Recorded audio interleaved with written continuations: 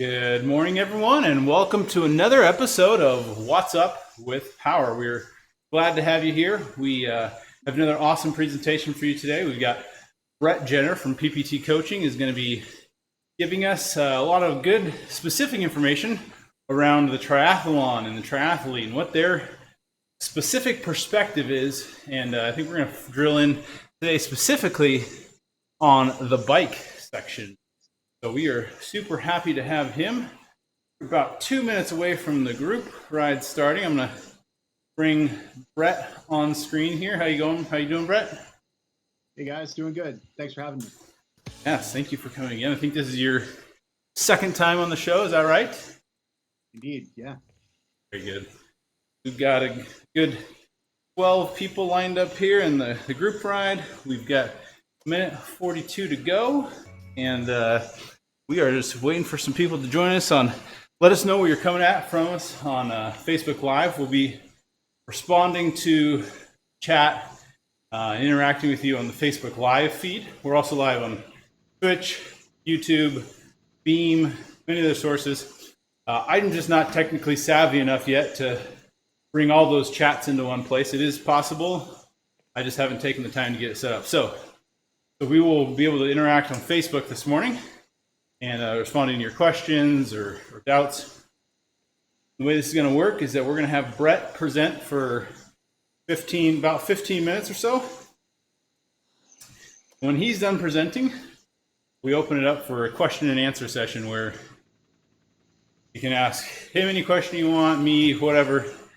It's just a time for us to be able to discuss anything we want on the show and have a good discussion usually. So we are getting close to the group ride start. If you have just been watching us on Facebook and haven't had the chance to join the group ride, it's really easy. You can just go to zwift.com/events and you'll see it listed every Wednesday at 6:30 a.m. Pacific. You can join it there, and then the next time you log into Zwift, around that time, it'll give you a pop-up and say, hey, you want to join the What's Up with Power group ride? It'll join you right in. So here we go. The group ride is starting in 5, 4, 3, 2, 1. There we go. I'm going to hand the baton off to you completely, Brett. And go to lurk in the background. Just let me know when you want me to change the slides.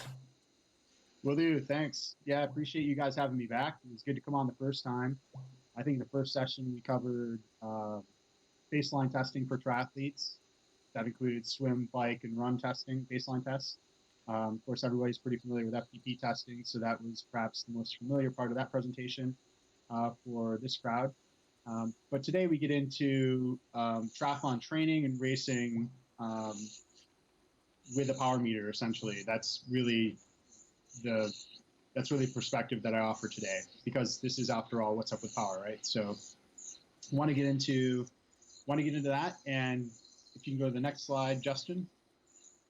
The overview is that a lot of triathletes start out in either short course racing, as I wrote in my blog that accompanies this presentation. And short course racing is really nice and really great, especially sprint distance, because it affords you the opportunity to have a high variability index, put in a really big effort, put in a lot of watts over a short period of time. But the fact of the matter is that as the event distances increase, how you meter out your effort, things like nutrition and hydration, all become a lot more vital to race day success. And when thinking about race day success, we have to think about what is the athlete's goal for that race. And in a couple of slides, you understand why I'm asking you that, because, for some, the goal is the best overall time, right? But that's not always the goal for all. So let's keep that in mind. Let's go to the next slide. Okay. So here I'm going to tell you the secret, right? The secret sauce is perhaps a lot like the secret scroll in my favorite movie, Kung Fu Panda, is that there is no secret, right?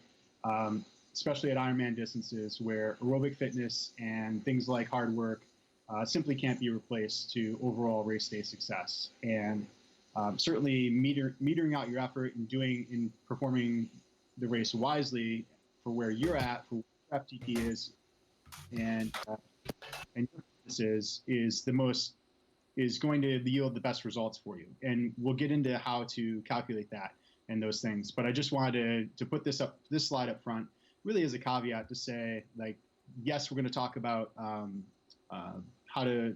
we're going to talk about long course racing. We're going to talk about how to perform well in long course racing, but we're going to keep that focused on the bike. But these things need to be stated up front, like, you know, things like aerobic development, your pacing plan, your fueling plan, how you approach your training, right, and how you approach race day are all huge factors to race day success, especially when you're talking about like Ironman distance race. Next slide, Justin.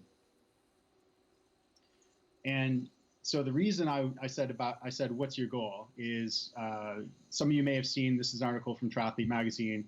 Andrew Starkowitz just broke the Ironman bike course world record, clocking in a 4:01 bike split at Ironman Texas. So his goal was, for that race, his goal was not, right, to have the best overall time in the race.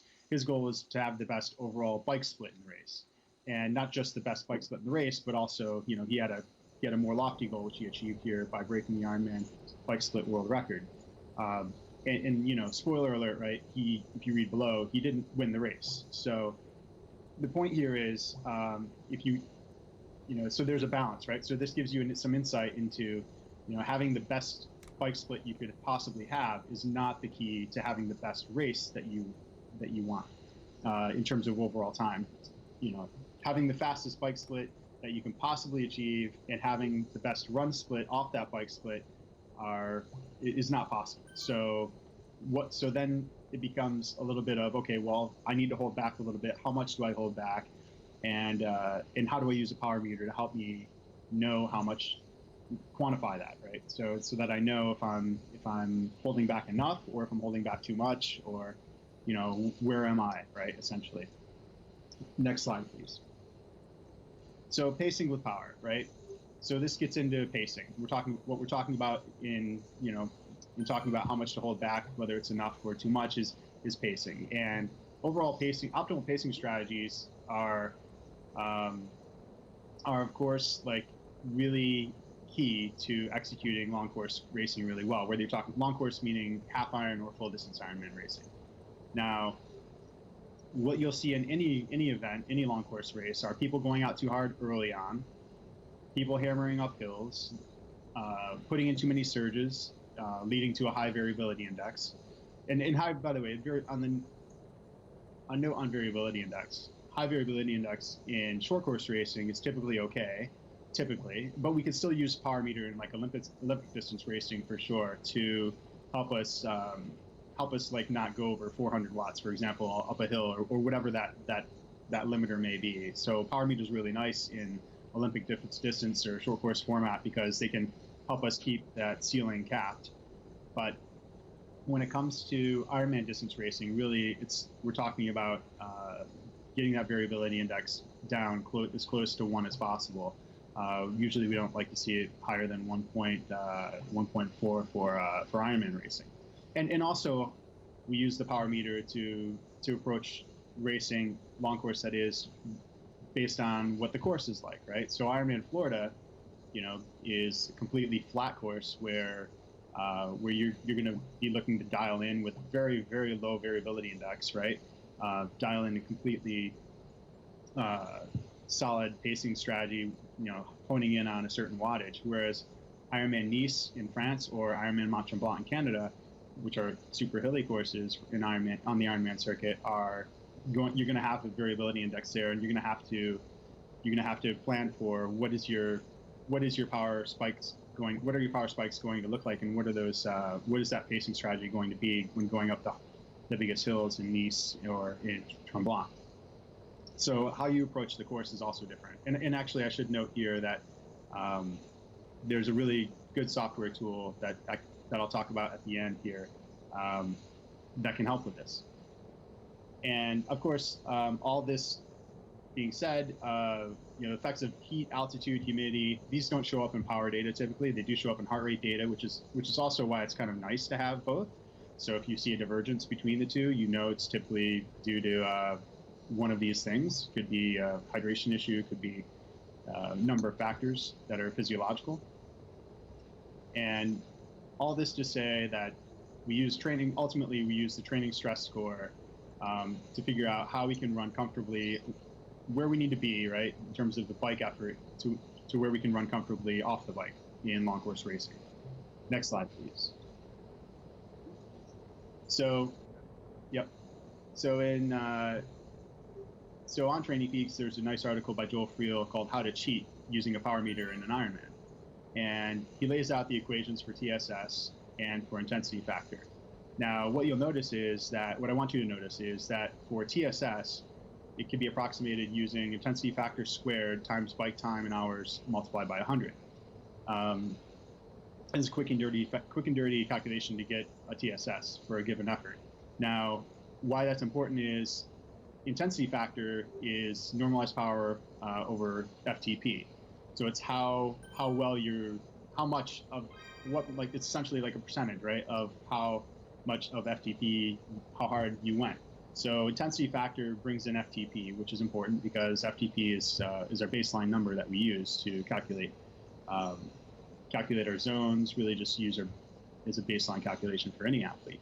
And that was actually part of the previous presentation. So here, what's really cool is we look at a comparison between Christopher Thomas, who ended up coming in fourth in the 40 to 44-year-old men category. So these are both from Ironman Hawaii. So Christopher Thomas was fourth age grouper in Hawaii versus Pete Jacobs, who was the first male pro in Hawaii. I think this is from 2013 or 14, if I'm not mistaken.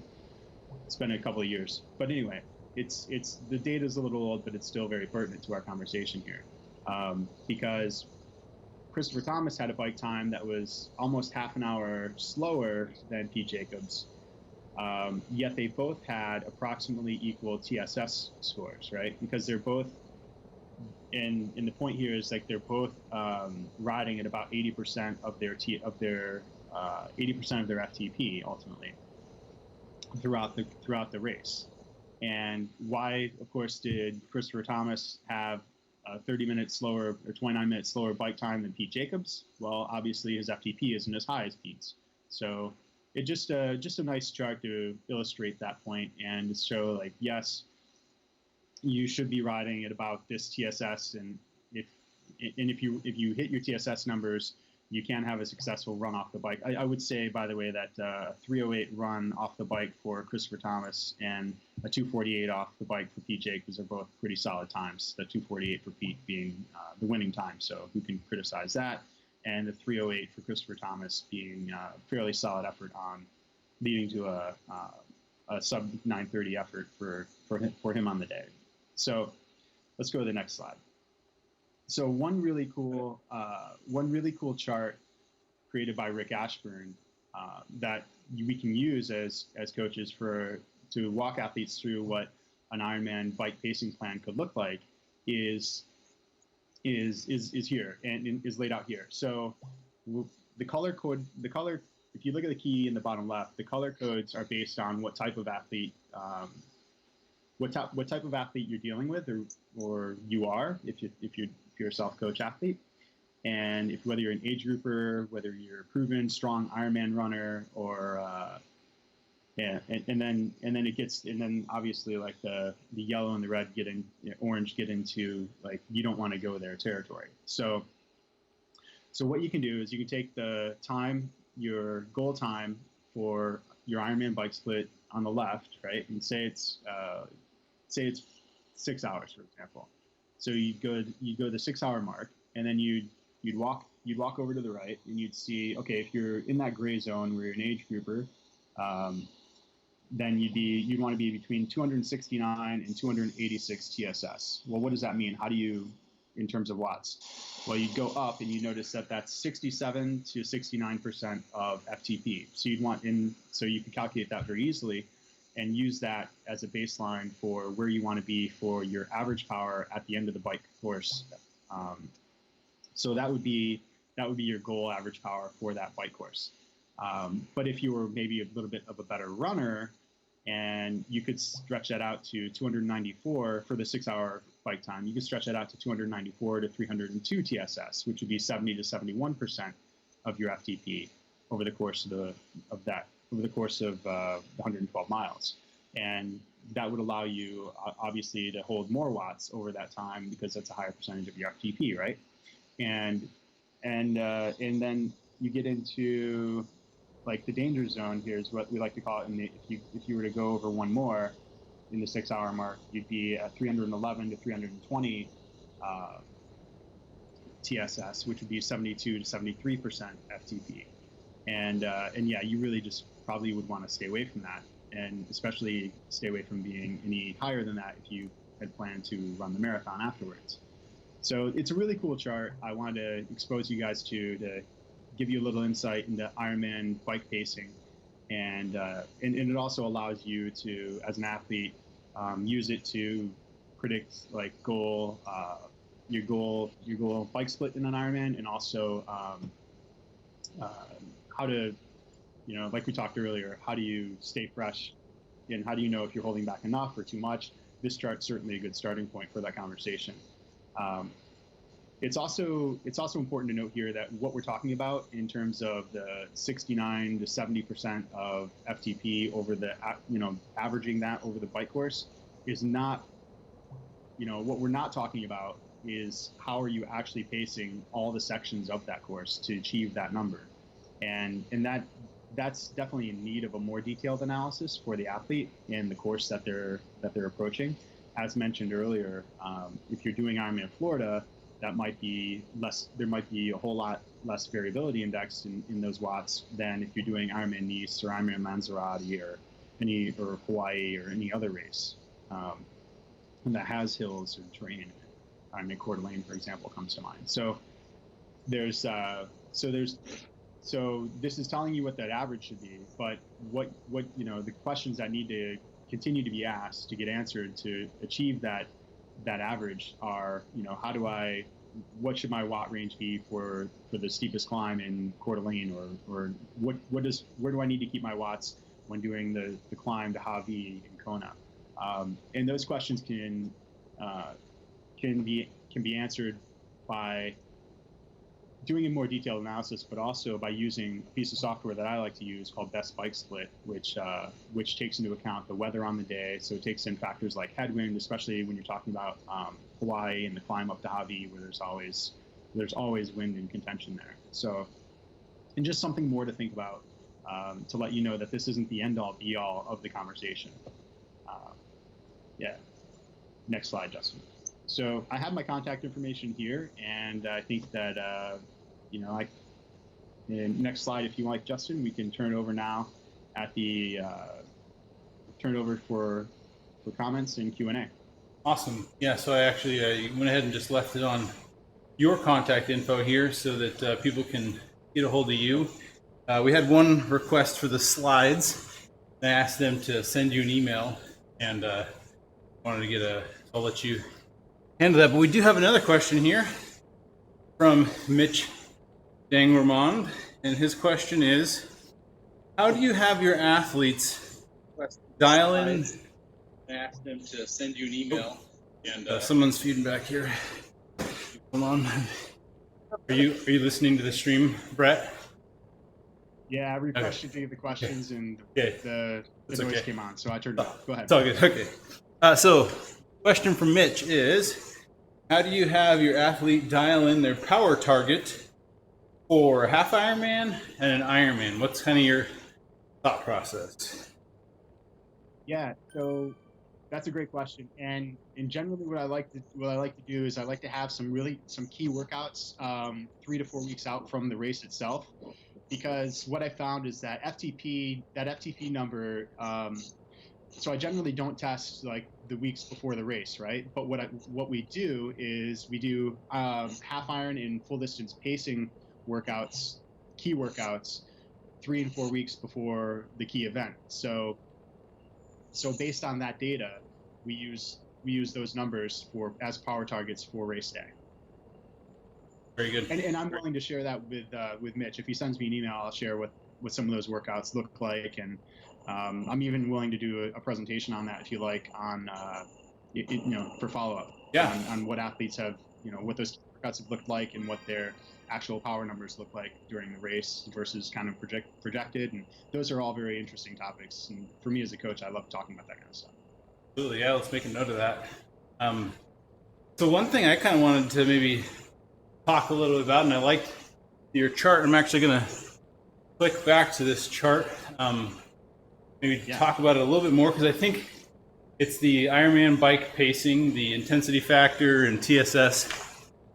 And so this is applicable to more than just, I mean, it's great for Ironman because you have a set distance and you want to know what's your target time based on how hard you go, right?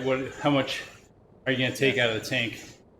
And the interesting thing, I mean, it shows the correlation here between time, intensity, and your TSS. So that's the number in the middle. And, you know, one of the interesting things this correlates to road racing, right, is the more you can sit in and not work in certain parts of the races, you're moving that intensity factor to the left.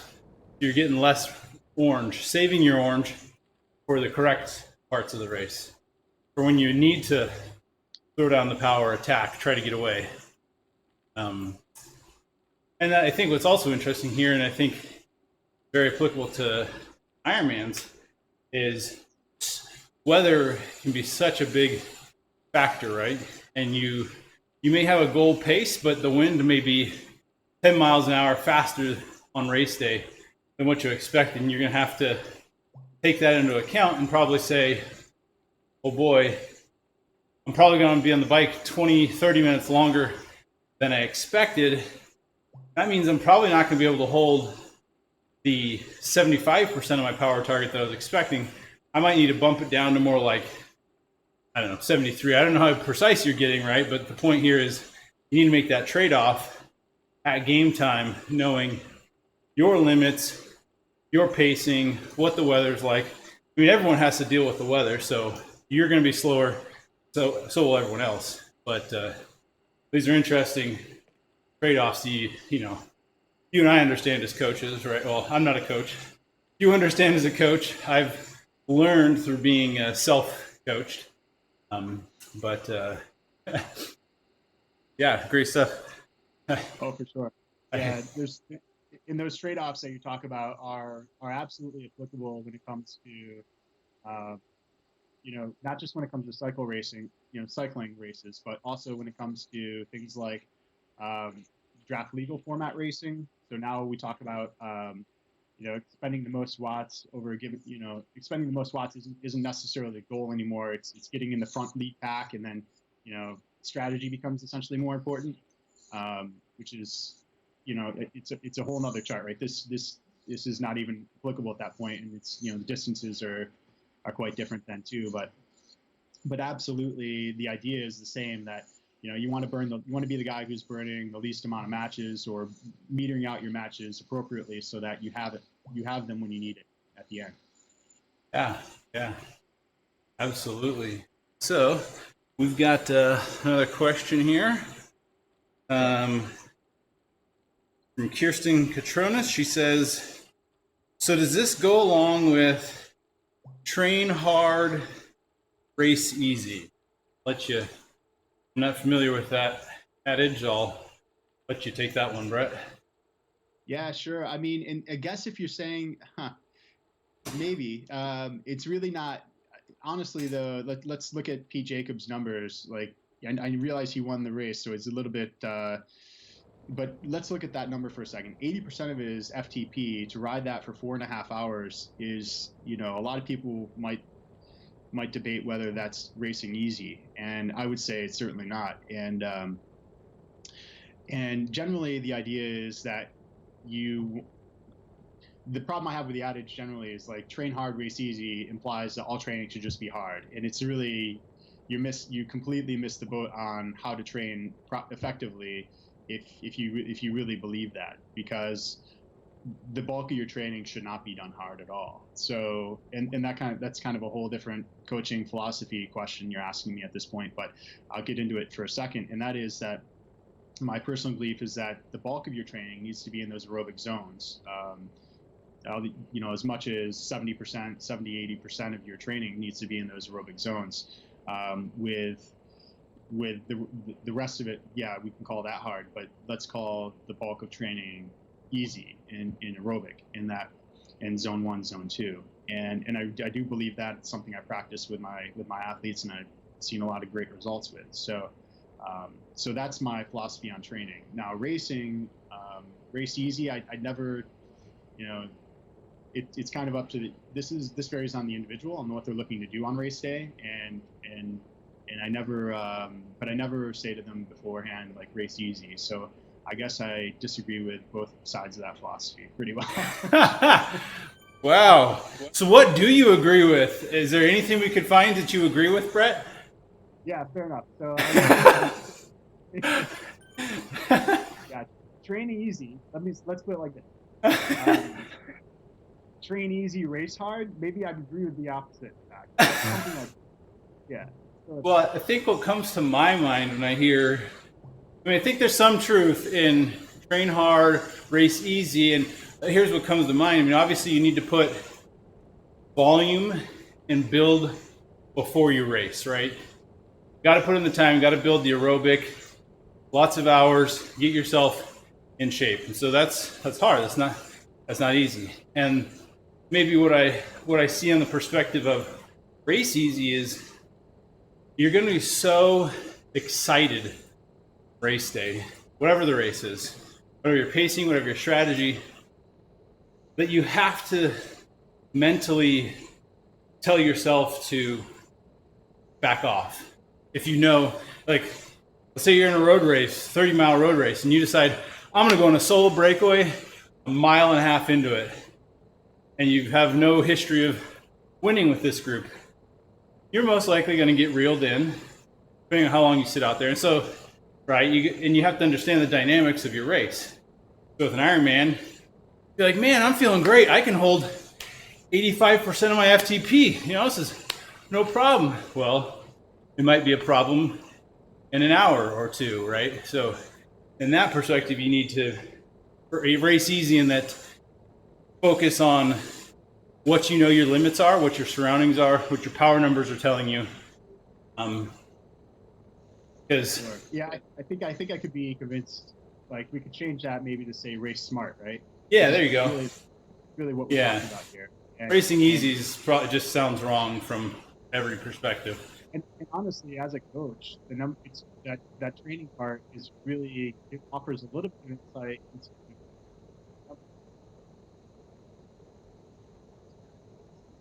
But your audio is dropping out. Oh, can you hear me okay, now we can hear you. Okay.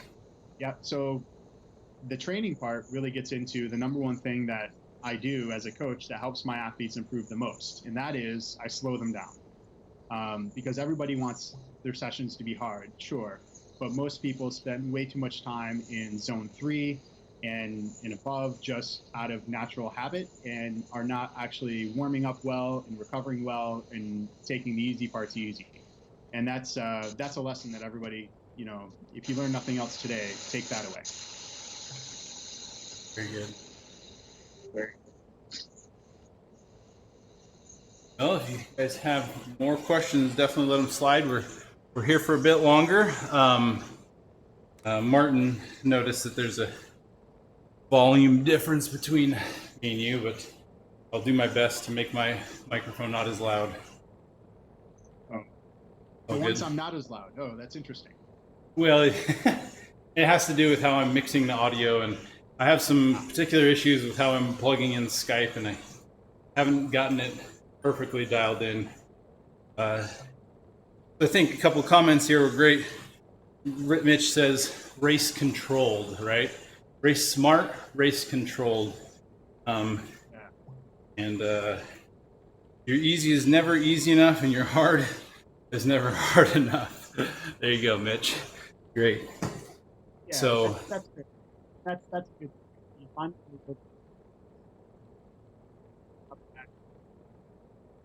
You're back off for a little bit. Skype's audio is breaking up. Okay. And try again. Yeah. There you go.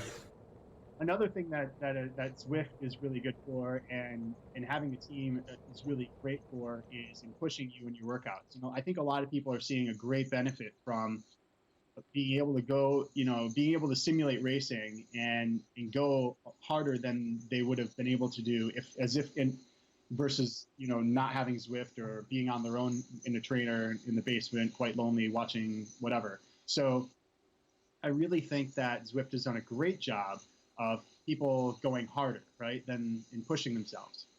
But and what Team ODZ is doing a good job of is having things like this ride and recovery rides, which allows you to go easy when you need to, because that's the other side of it, right? And that's the other side that often gets ignored by athletes who think that they just need to train hard all the time. So I really think, give kudos out to Team ODZ and the Zwifters out there who are doing that and taking the time to do that, because it's tough, right? It's a different kind of intensity discipline. Yeah, absolutely. And that's one of the great benefits I see, honestly, is it would be really, really hard and embarrassing almost to do your easy recovery rides outside. And Zwift actually makes it great. You can chat with people, we can hang out, and a much smaller number of people are aware of the fact of how slow we're going. But all good. Let's see. Yeah, and actually, so one of the things that Mitch, the guy who's actually commenting, runs a lot of for us, is we call our OD Zwifters. So it's essentially, it's a group workout format. So what we do is we have a structured workout, and we have people actually normalize their weight in the game so that we can kind of stay together as a pack while doing the same workout together. And what this provides is motivation to continue doing a structured workout that might be otherwise really hard or boring, or you may not be motivated to do by yourself. It's, you and I both know it can be hard and daunting to get down with no interaction and do a structured workout on a trainer, right? That's what Zwift is great for that. And with the OD Zwifters piece thrown on top, that's where you then have other people you're chatting with in real time. We're doing the exact same workout, and it's amazing just knowing that everyone else is suffering. It motivates you to go harder. And I think it's just kind of like takes me back to high school workouts, right? When everyone worked out at the same time, and it was motivating. That was fun. So great. Okay, well, we are. That is the end of our time for the day.